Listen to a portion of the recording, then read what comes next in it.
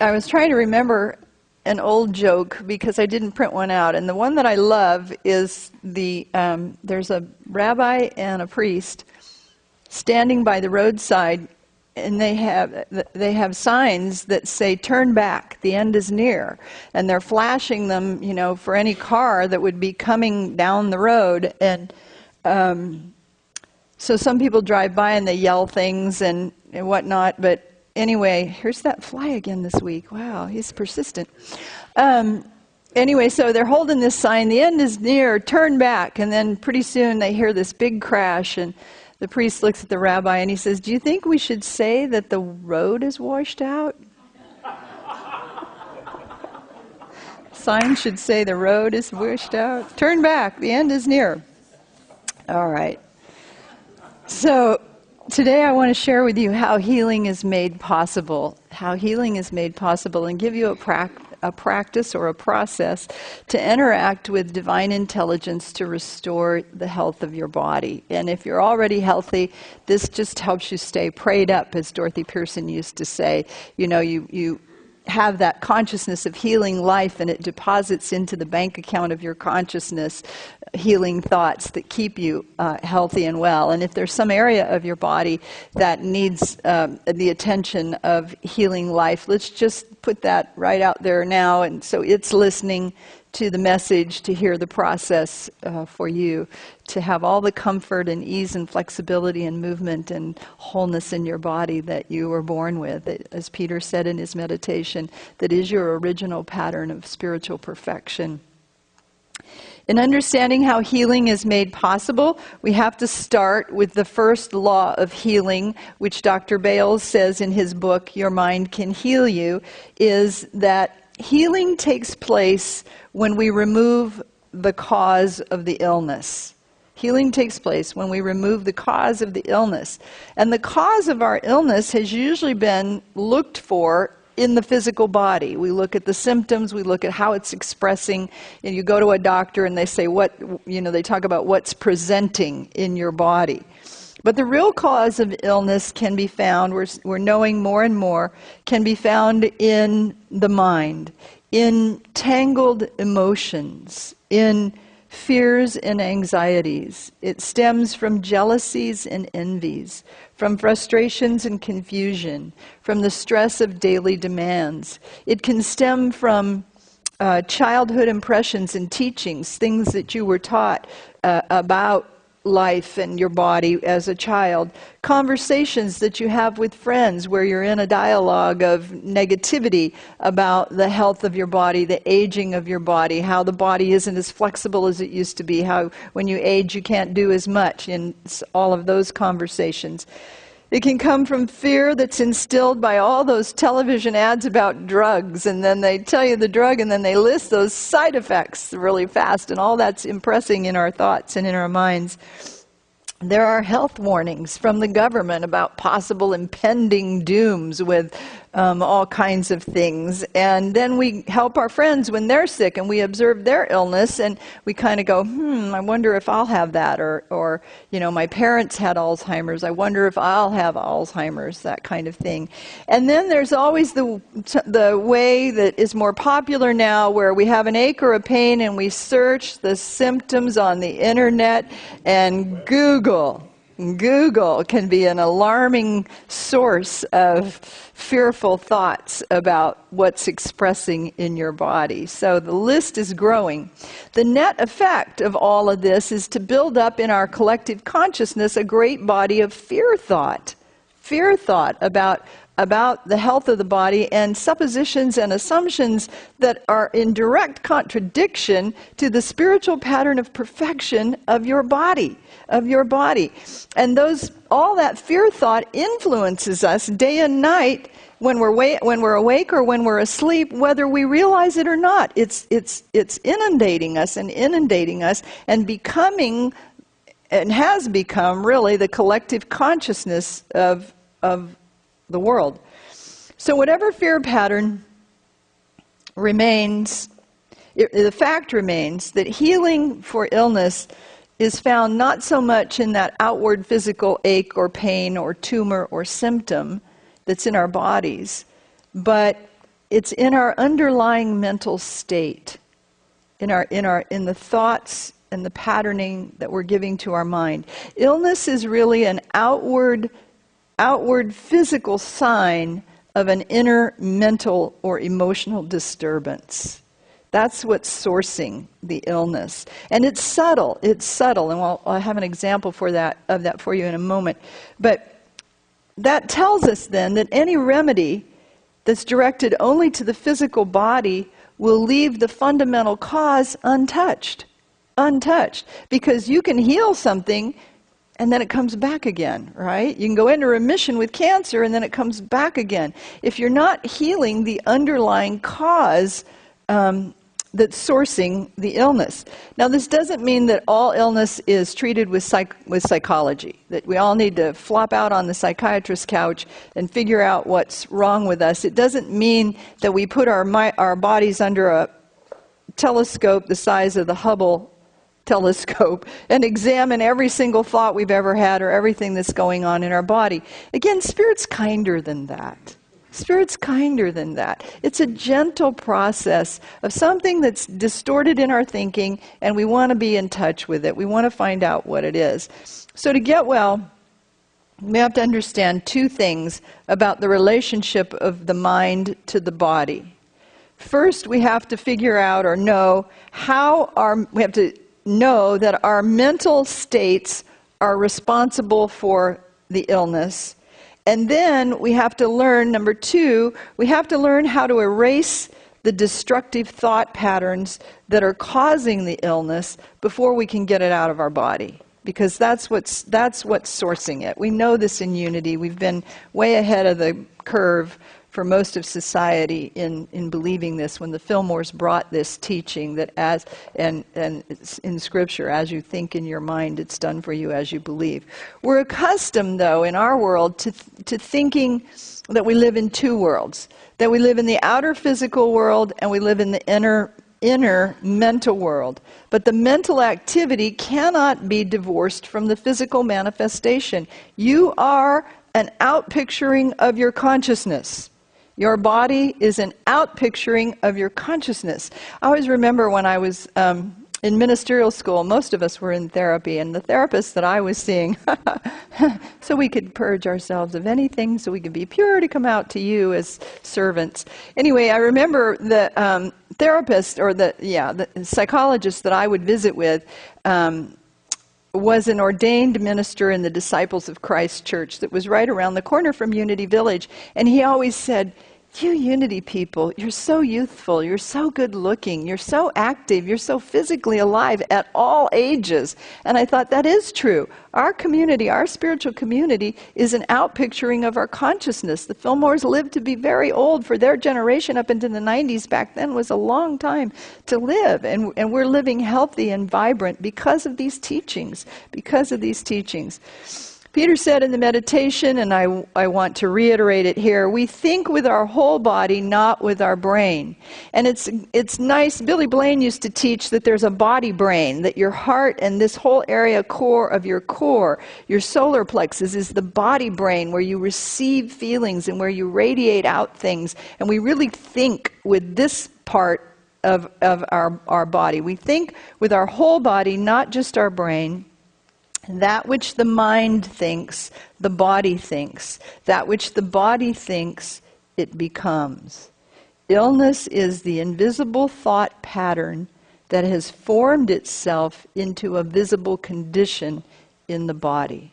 Are you with me? I mean, we know this. So how do we get to that underlying thought pattern?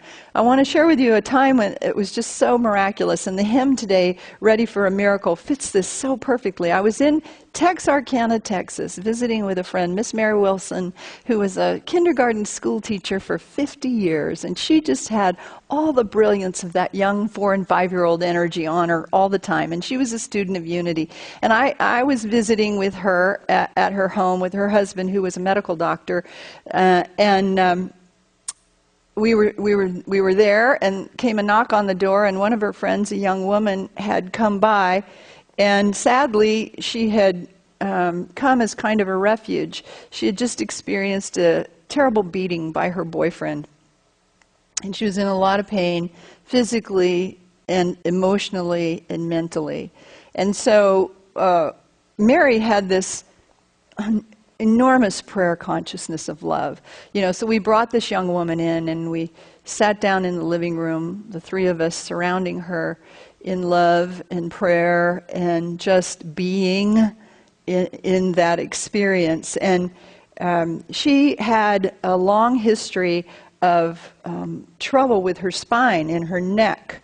And she'd been diagnosed with a condition that, whatever it was, and I don't remember the name of it, this is years ago, whatever the condition was, it caused her spine to deteriorate, just kind of dissolve away. And it was dissolving at a rate that she would eventually lose her ability to stand and then her ability to walk. And Dr. Dildy said that she was in the stage that her tests were showing, she was in a stage where this had been going on for about a decade. So as we sat there, I asked her to share about her neck pain, because I have found that I have this ability, and you have it too. If you listen carefully to a person's words, they will reveal through their words what's sourcing and shaping their life. You listen to someone's conversation and you know what's in their consciousness. And so as I listen to people's words, I can sometimes hear what's sourcing their emotional or mental disturbance. And so I asked her to share with me about her back problems. And so we started that journey, was it there this time last year? Yes. Was it there 3 years ago? She's thinking back, yes. Well, were you experiencing this 5 years ago? So when did you first notice it? She said, I first noticed it when my daughter was born. I thought maybe it had something to do with the pregnancy. And I started experiencing the pain then. And I said, well, tell me about your daughter. And she said, first thing she said was, well, I don't have her. And she said, my mom took her because I was living a life that was, according to my mother, not fit to raise up a child. And that I was irresponsible and just too horrible to raise the child. And so my mom took her. And I said, well, how do you feel about that? And she said, well, I wanted her then and I want her now, but I don't see her very often at all. And then, without hearing what she said to herself, what she said out loud, she said, I didn't have the courage to stand up to my mother to keep my own child. I felt spineless. And I said, what did you just say? And she was telling her story, and she was caught up in the routine of her thought pattern. And I said, what did you say? And she stopped and she paused and she said she couldn't recall what she had just said because she'd been in the flow of her story. And I said, tell me what you said about your mother and your child. And she said, and she thought for a moment. I said, tell me what you said when you said you didn't have courage to stand up to your mother. And you could see the Spirit of God swirling in her. You could see her physiology, by the vibration of her physiology changing as she's coming into this realization. She said, I didn't have the courage to stand up to my mother. Oh my God, I felt spineless.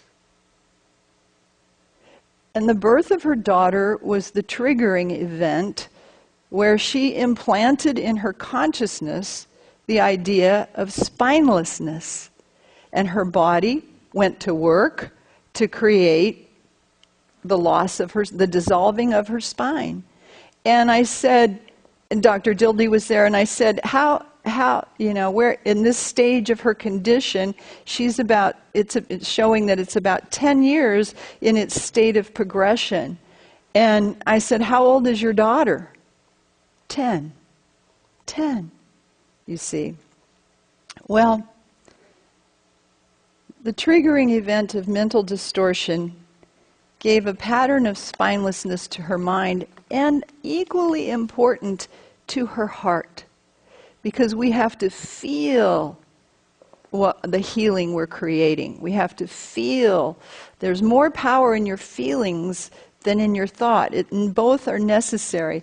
And she was continuing to live unconsciously in this consciousness of not standing up for herself. She wasn't standing up for herself to her mother. She wasn't standing up for herself in her relationships. She had this consciousness of not standing up, and her body was taking her to a place where she could no longer stand up. You see it?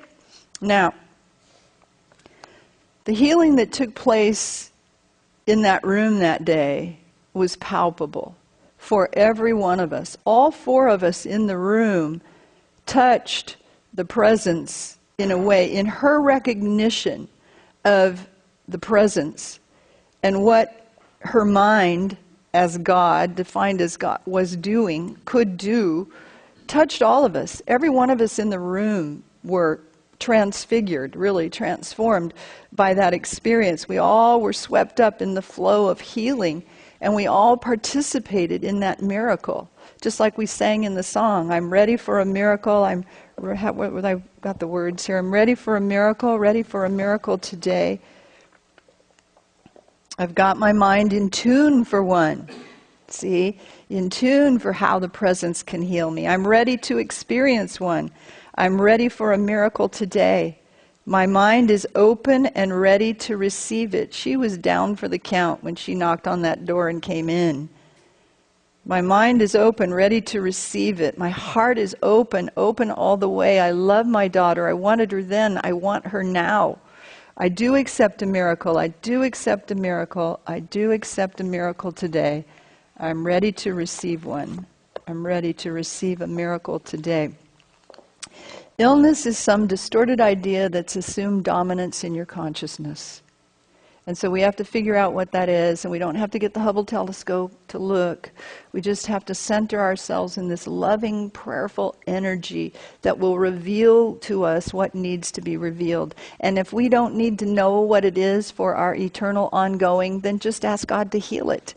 You don't have to do the analysis and spend a year in therapy every once a week for 20 years. Just ask God to heal you. And then what needs to be revealed will be revealed.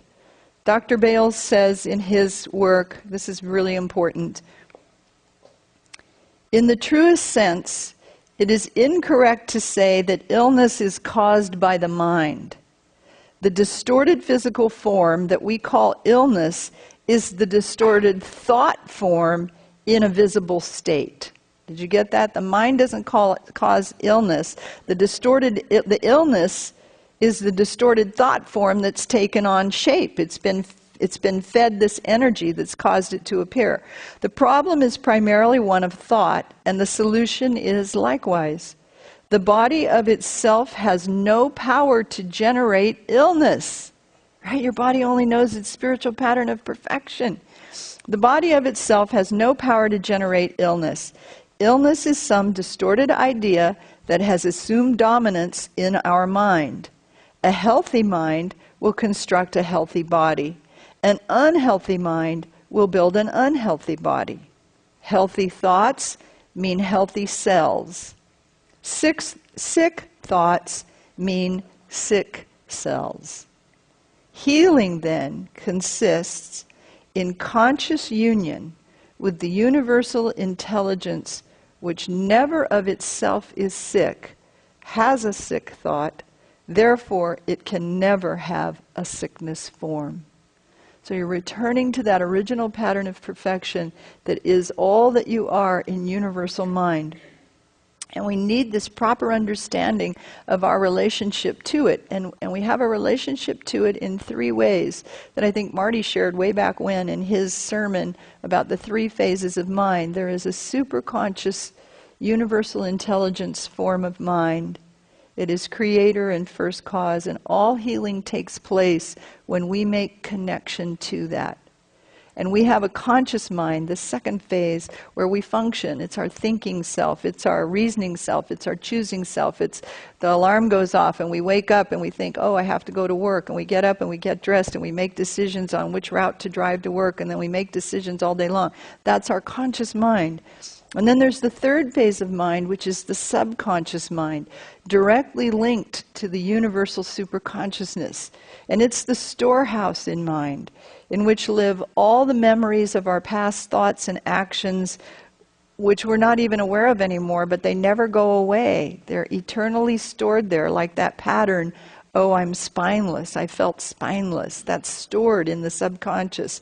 The subconscious, you recognize, carries on a multitude of operations that our conscious mind doesn't even know how to do. It keeps the body performing, the heart beating, the digestive system working, all the things with the body. It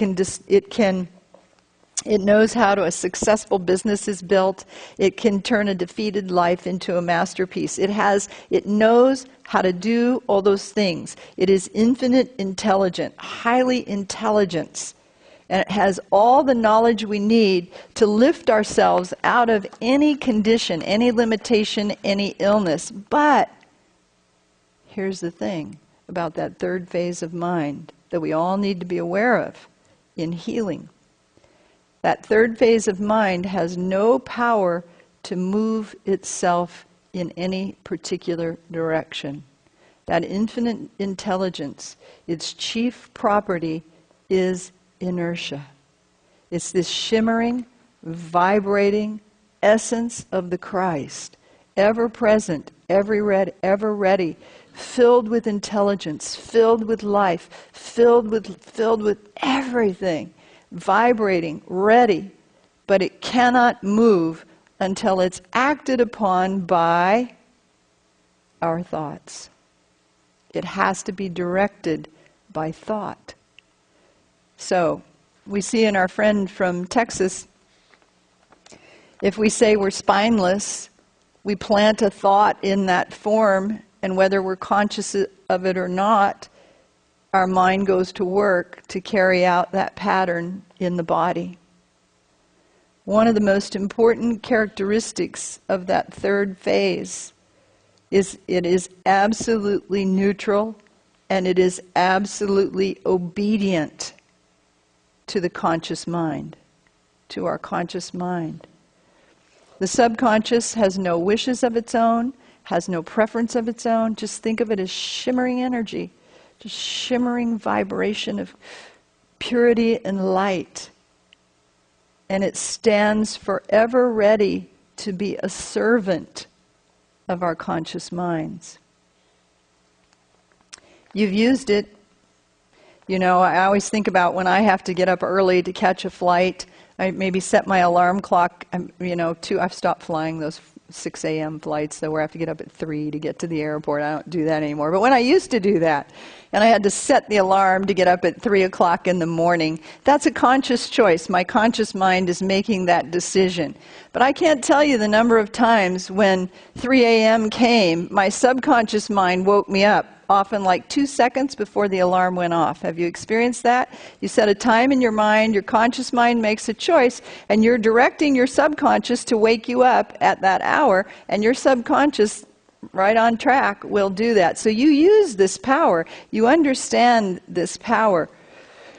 The subconscious has no wishes of its own. It stands forever as the servant of conscious mind. But this, my friends, I think, is where we bump up against a conflict in healing ourselves.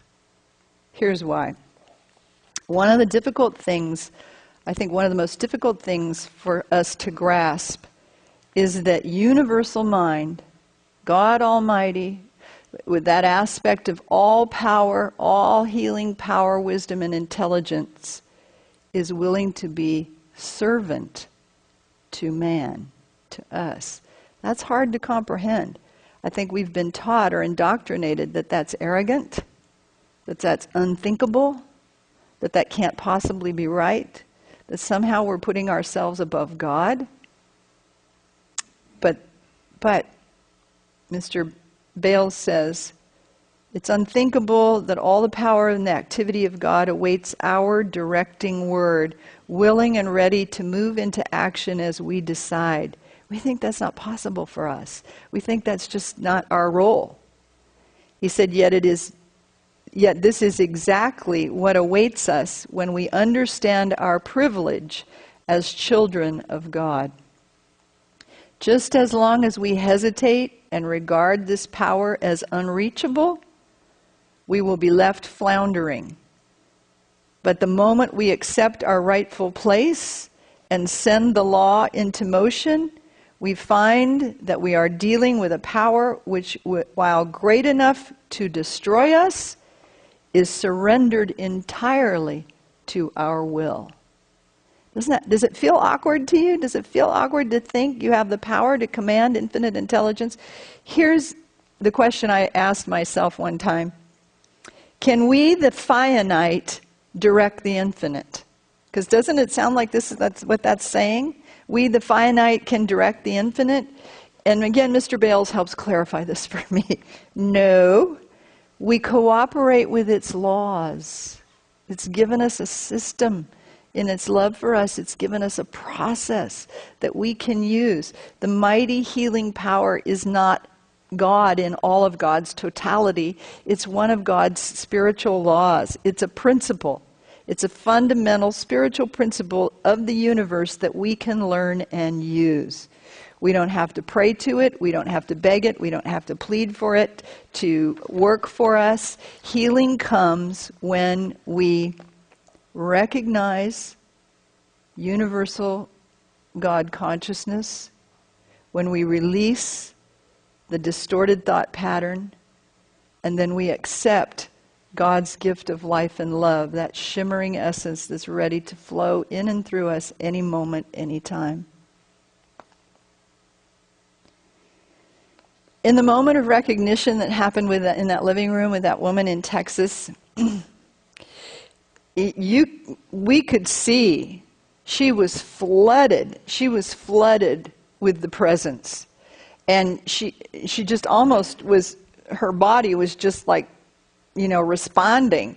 And she took on a new mental pattern of courage and hopefulness and a peace about her life. She said out loud about her body, she said, I feel like I've had a miracle of healing. I feel like a miracle has happened for me here today. And each of us in that room felt it, witnessed it, and felt it inside ourselves, because you're never healed alone. When you heal, everyone around you, it ripples out. All of that energy ripples out. I don't know her final outcome. There's no trailer to the story. I talked with my friend Mary after some weeks later, and I did hear that she did move out of that abusive relationship, and that she was having conversations with her mother about seeing more of her daughter.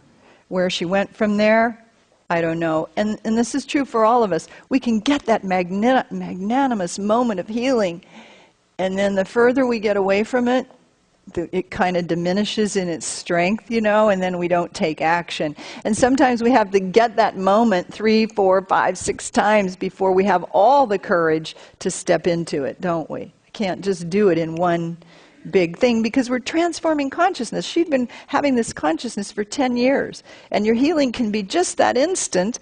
And for some of us, it can be in that instant, and then there's a cultivation of the other thought pattern that has to move in our bodies.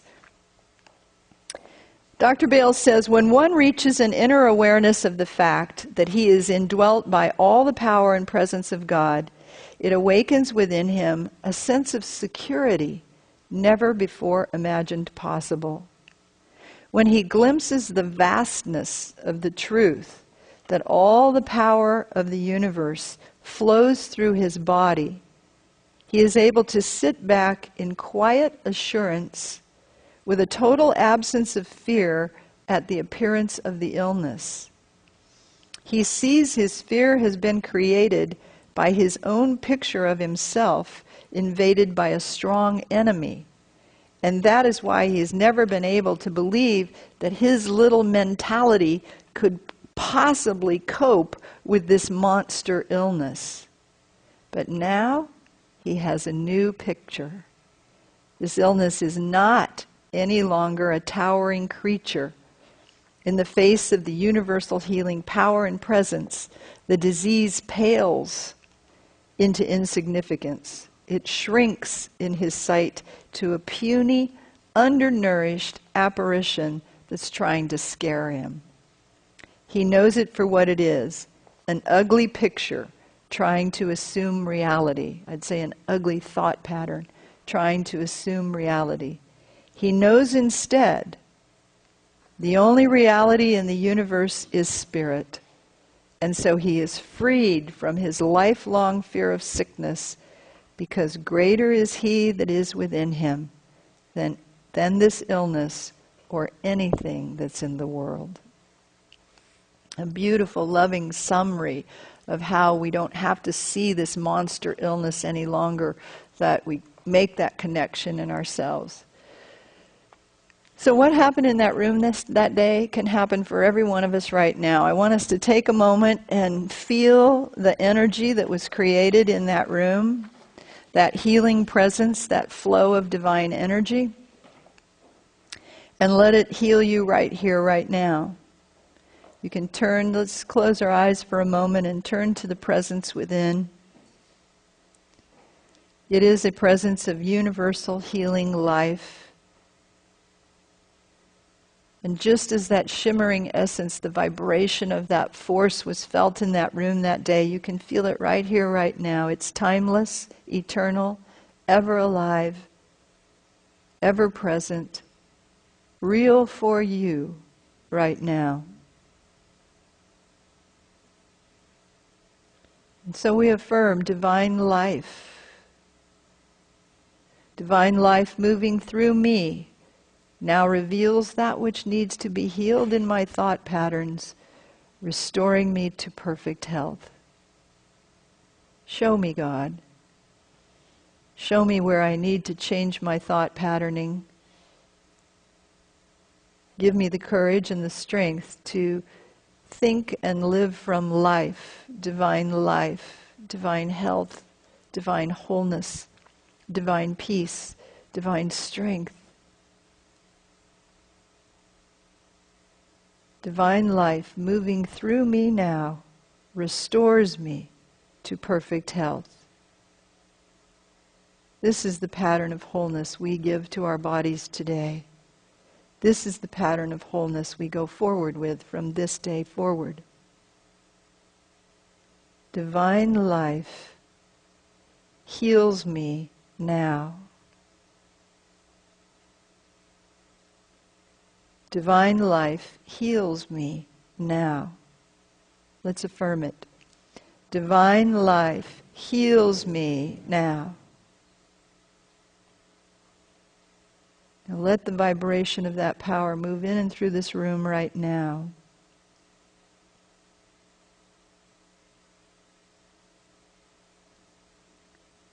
Divine life heals me now. Again.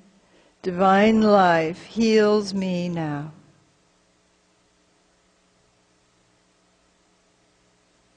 And so it is.